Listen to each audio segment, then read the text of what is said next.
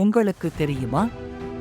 முதல் நோபல் பரிசுகள் 1901 முதன்முதலாக வழங்கப்பட்டன. ஆண்டுதோறும் டிசம்பர் 10ஆம் நாளான அல்பிரட் நோபலின் நினைவு நாளில் நோபல் பரிசுகள் வழங்கப்படுகின்றன. அமைதிக்கான நோபல் பரிசை வென்ற முதல் நபர்கள் ஹென்றி டியூனால்ட் மற்றும் ஃபிரெடரிக் பேசி ஆவார்கள். இயற்பியல் நோபல் பரிசை வென்ற முதல் நபர் வில்லெம் கோன்ராடு ரோன்ட்கன் ஆவார்.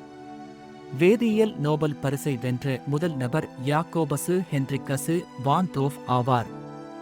மருத்துவத்திற்கான நோபல் பரிசை வென்ற முதல் நபர் எமில் அடால்ஃப் வான் பெர்ரிங் ஆவார்.